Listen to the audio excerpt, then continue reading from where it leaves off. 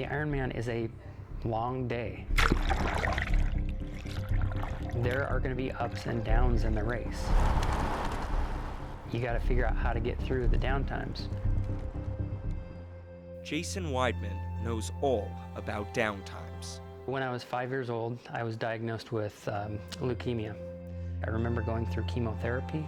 And there was a time there that the prognosis for him was really not very good. His kneecaps were honeycombed and eaten away. A large portion of his shoulder bone actually was gone. My dad worked really hard. My mom worked really hard too. He never wanted to stay in bed and be ill. He just had this determination. It brought our family closer together, through those challenges for sure. And then 5 years, they basically said he was in remission for good. At 10 years old, Jason's fight was over. His cancer was gone. That's when he vowed physical strength would never be a problem again. For anybody who's had cancer, I think it's really good to be involved in something. From then on, Jason had two priorities, family and athletics. Sports became his outlet. I always ran. It was kind of a way to keep me positive. As he grew up, Jason continued to push his body to its limits. But one limit he feared was the Ironman. I did a couple of small triathlons, and the first one I just did horribly. So I thought, this isn't really for me.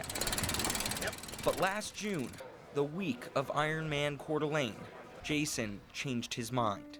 I was at my desk working. I got a call from my mom, and she said that they were at the hospital, and my dad wasn't feeling well, and they found a very large lemon-sized mass in his brain, which turned out to be a tumor. And I just still remembered everything about having to go through this with Jason. There were so many similarities. It was different, and yet it was really the same. Jason's father, Mark, was diagnosed with glioblastoma, brain cancer. Doctors told the family he had about 1 year to live. After my dad was diagnosed, it was my athletics kind of took on a new meaning. That was almost a sign for me too. Hey, this is something that you've kind of been afraid of. Let's make this a good thing.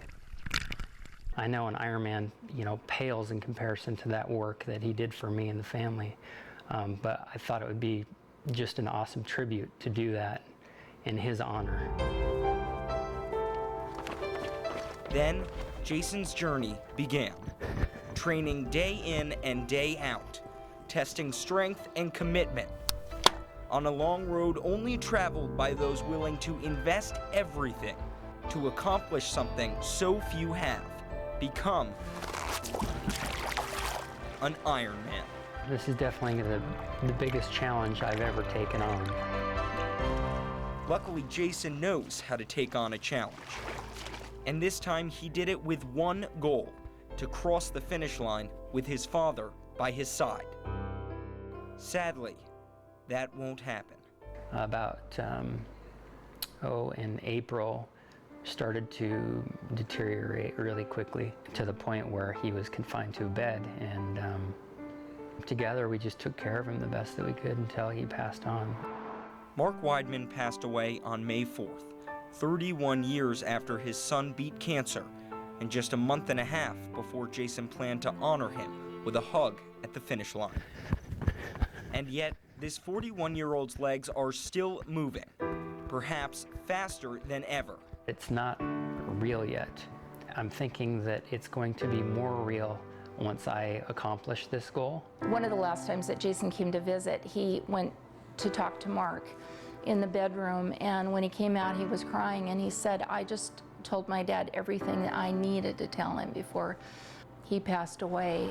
They talked about Ironman and how important it was and how much it meant to Jason and to Mark together that he completed. There were a couple of really, really rough days when I was in the pool